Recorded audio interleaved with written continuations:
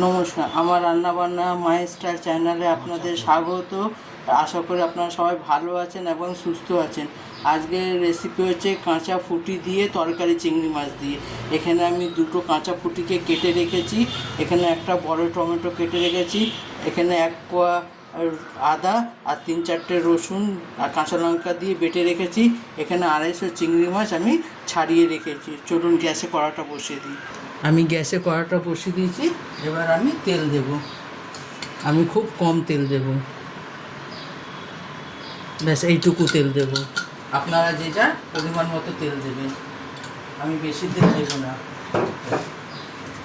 কারণ এইগুলো হেলদি রান্না তো, এগুলোতে বেশি তেল লাগে না। এরপর আমি এটাতে জিরের ফোড়ন দেব, এটাতে সাদা জিরের ফোড়ন দেব।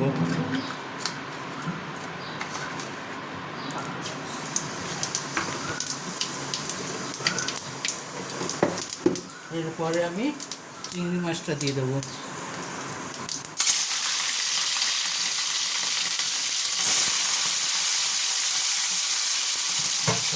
আপনারা একবার এইভাবে কাঁচা ফুটি রান্না করে দেখবেন, এটা খেতে বেশ ভালো লাগে।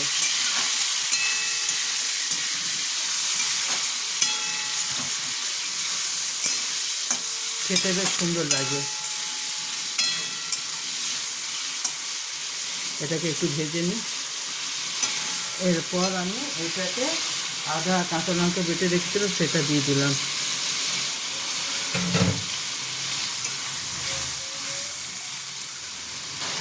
এরপর আমি গুঁড়ো মশলাগুলো দেব।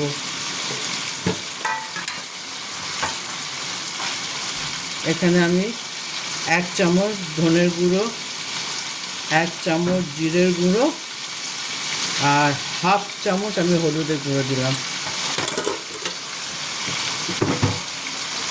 এরপরে আপনারা যে যা স্বাদ অনুযায়ী নুন দেবেন। আমি নুনটা অল্প দিলাম, কারণ এটা লাউয়ের মতন সেদ্ধ হয়ে যায় তো, গলে যায়। এরপর আমি টমেটো দিয়ে দিলাম। টমেটো দিয়ে এটাকে একটু কষবো, এটাকে ভালো মতন কষিয়ে নেবো। টমেটোগুলো সেদ্ধ হয়ে গেছে।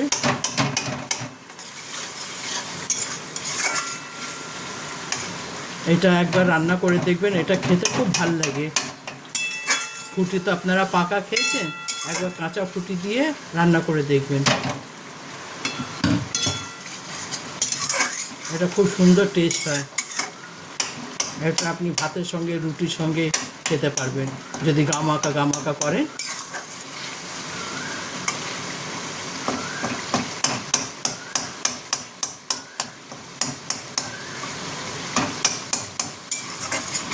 এরপর আমি এটাতে অল্প চিনি দেব, কারণ এটা লাউয়ের মতন তো খেতে, সেই কারণে আমি অল্প চিনি দেবো।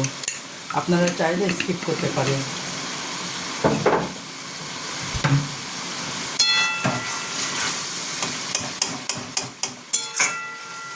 একবার এইভাবে রান্না করে দেখবেন, আমাকে অবশ্যই কমেন্ট করে জানাবেন যে কেমন খেতে হয়েছে। আপনারা আমাকে কমেন্টও করেন না আর সাবস্ক্রাইবও করেন না। আমি কিন্তু আপনাদের জন্য কষ্ট করে রান্না করি, যে আমার ভাই বোনেরা, মা বাবারা দেখছে যে আমি একটু রান্না করি।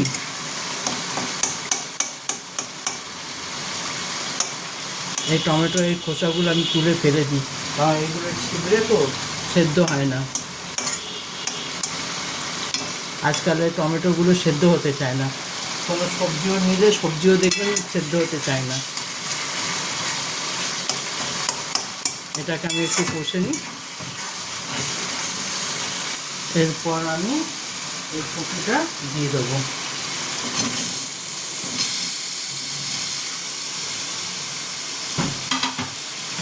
ফুটিটা দিয়ে ভালো মতন এটাকে কষবো আমি।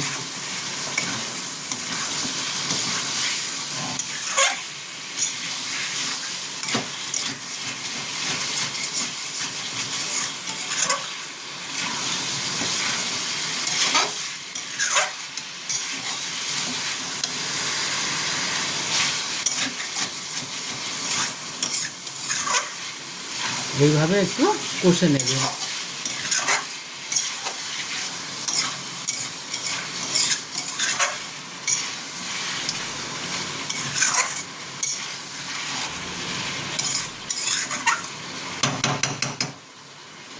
এরপর আমি এটাকে 10 মিনিটের জন্য ঢাকা দিয়ে দেবো।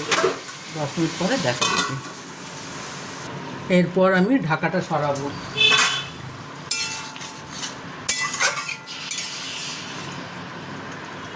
এরপর আমি এটাতে একটু ধনেপাতা দেবো।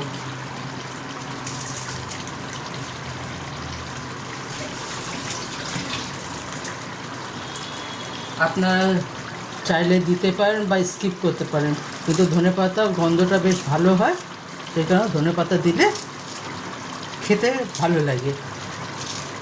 ধনেপাতা দিলে গ্যাস হয় না।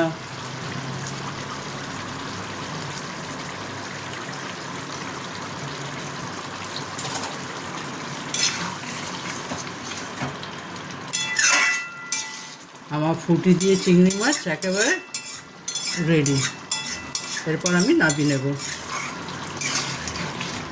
এতটাই ঝোল রাখবো। দেখুন আমার ফুটির তরকারি একেবারে রেডি। আপনারা একবার এইভাবে বানিয়ে দেখবেন, কেমন লাগে খেতে আমাকে কমেন্ট করে অবশ্যই জানাবেন। আমার রান্নাবান্না মাই স্টাইল চ্যানেলটা দেখার জন্য আপনাদের ধন্যবাদ। আপনারা এইভাবে আমার সঙ্গে থাকবেন, আমাকে সাপোর্ট করবেন, আমাকে সাবস্ক্রাইব করবেন, আমাকে লাইক করবেন। থ্যাংক ইউ আমার চ্যানেলটা দেখার জন্য।